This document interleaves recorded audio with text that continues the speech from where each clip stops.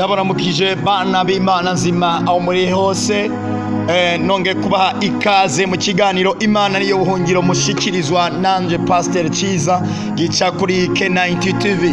Ndizera ko aho muri mukomeje kugubwa neza. Uyu ni umunsi wa kabiri turiko turaganira muri kino kiganiro Imana niyo buhungiro.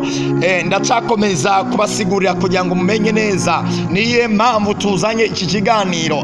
Ikiganiro tuzokironkamwo byinshi bishoboka, ariko ndacagerageza kumanyagurira kugira ngo umenye neza kubera iki kiganiro tukizanye. Ni ikiganiro gikenewe cyane, mwe mu Imana anyemeza ko kizohindura abantu benshi kandi bashoboka. Ubushobozi bw'Imana buri nyuma yabyo. Wewe uri kudukurikirana, wewe ushikaye kudukurikirana, ngiza ko hari byinshi bigiye koreka ku buzima bwawe.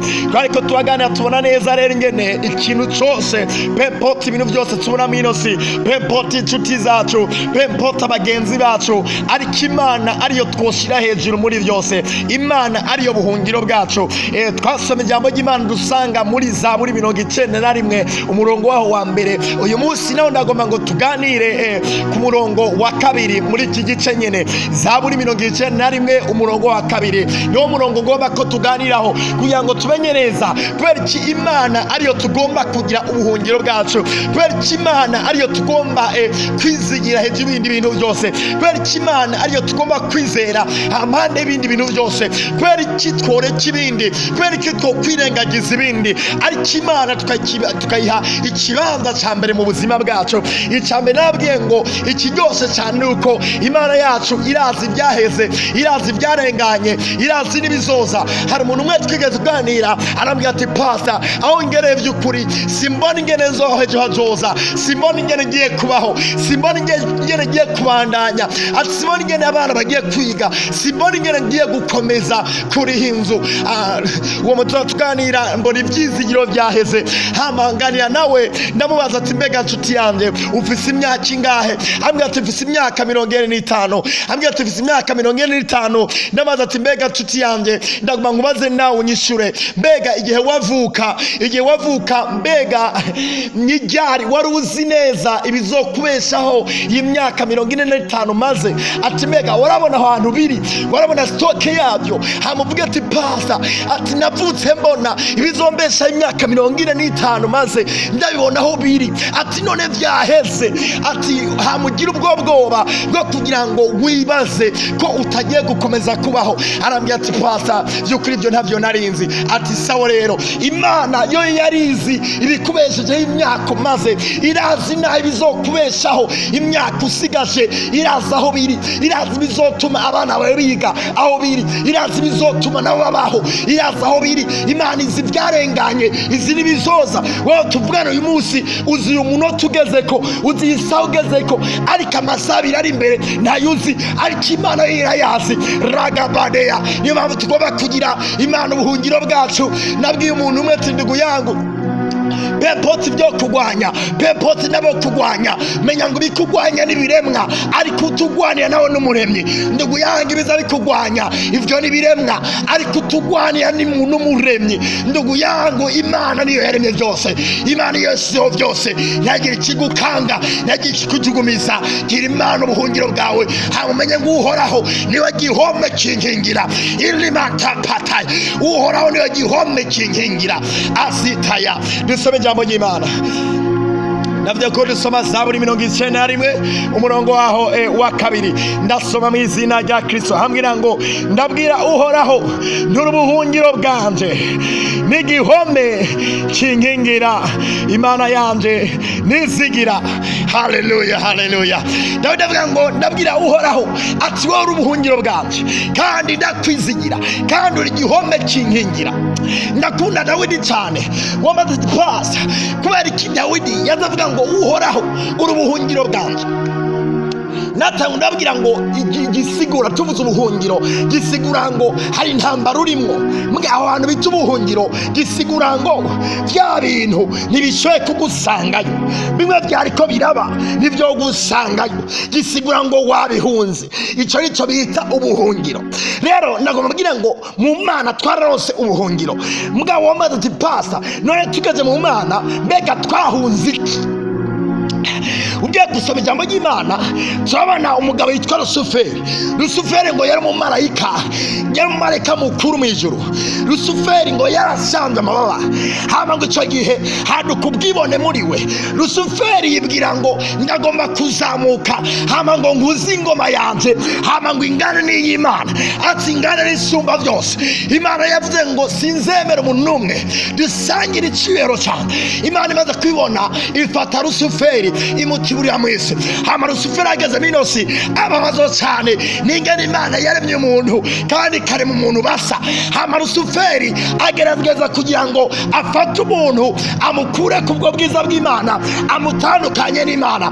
Lusuferi abigeraho igihe yindura inzoka agahenda Eva, hama agahenura ijambo ry'Imana, hama agakora iby'Imana yamubujije. Icyo gihe Lusuferi aba arutaye mu rudubi, abashize umuntu hasi. Ako kanya rero intambara ibiratanguye, ingwara ziratangura, ubukene buratangura, kuya biratangura, amaboroga aratangura, ingorane zitandukanye ziratangura. Icyo gihe rero intambara rero biratangura. Sharababareya kuva ako kanya inosi bibaye igaragarizo. Nagomba mbwira ngo ku inosi nta kintu na kimwe kihagaragara kiba kiko kiyakomoka nyine. Hari isoko ryaco, hari source yaco. Aribabareya nagomba mbwira ngo target y'Imana yo kugaragaza ibikorwa byayo ni ngaha mu isi, kandi target ya Satani yo kugaragaza ibikorwa byiwe ni ngaha mu isi. Imana na Satani bose bagaragariza ibikorwa byabo ngaha mu isi. Gisigura rero hari akagabo, reka ndakita akagabo ko sinzigenda mwita umugabo n'igihe na kimwe. Satani n'akagabo atatu kamaze. Karo kagabo rero kagerageza ukuntu gateza intambara mu inosi, kakazana ingwara, kakazana ibyago. Reka mbwira ngo Satani ni se w'ikibi. Ikibi cyose uzobona, ingorane zose uzobona, Satani niwe se wazo. Satani niyo se kibi. Satani niwe wamugwanizi. Satani we yanzoka. Satani ni se w'ibi byose. Arebabareya ndabwiye ngo rero minose ya intambara zitandukanye Satani azamura abarozi, akazamura abakugwanya, akazamura abasi batandukanye. Ariko namubwira ngo ibyo byose ubona bitameze neza mu buzima bwawe, hariho se wabyo, hari isoko ryabyo, bikomoka kwa Satani. Ndabwira ngo nta kintu na kimwe kiko kireba mu isi kirebanga. Hari ahantu kiko kirava, hari ahantu gikomoka. Mama mbwira ngo hari ubuhungiro dukeneye, ariyo Mana yacu, Imana itaneshwa, Imana idakoze isoni, Imana itananirwa, Imana rababaya. Umwami wanje Yesu yageze kuzimu akandigira Satani amaka imfunguruzo, azamuka n'intsinzi. Iyo ni Imana itananirwa, iyo ni Imana idatekereza, iyo ni Imana ishoboye. Arepaya abayizigira nimuhumure. Dufise umugabo w'abagabo, dufise umugabo azi kugwana akanesha, dufise umugabo adatsindwa, dufise umugabo atananirwa. Dawudi yavuga ngo wowe uhoraho uri ubuhungiro bwanje. Arepasa erimantaya. Iyo nibutse ko Imana yo buhungiro bwanje, numva mfise amahoro, numva nezerewe, numva nguwe neza, ko ndamenya neza ati ibyo ntabona ndafise Imana ibibona, ibyo ntazi ndafise Imana ibizi. Arepaya erimantakapa eregataya. Erega bakwanga batariyumvira ibyiyumviro byo kukwanga, Imana yarabimenye. Erega bokuroga batariyumvira kukuroga, Imana yarabimenye. Arepasude ragada uhorane ubuhungiro bwanje, uhoraho niyo Mana yanje.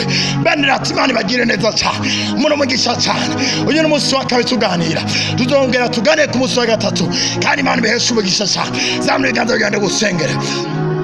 Data mu izina rya Yesu, nonge gushima igitondo cy'ubwiza, igitondo kidasanzwe kane ku ijambo ryawe. Wowe ni Imana y'ubwiza, wowe ni Imana twitwareka, wowe ni Imana idukunda, wowe ubuhungiro bwacu butamenwa. Umuntu wese ikibazo afise ndamusenge mu izina rya Yesu, abona imbaraga ziva mu bwikobeko bwawe, abona imbaraga ziva mu gitutu cyawe. Eripasutaya ndareka amagara meza, ndareka itunga, ibyo mukora muca imbere, ibyo mukora mutera intambwe muca imbere. Amagara meza arabashibamiye, asipata umunezero bashibamiye. In the name of Jesus, ndareka amahoro y'Imana kuzima bwanyu mu izina ry'uwapfuye akazuka Yesu Kristo. Amen.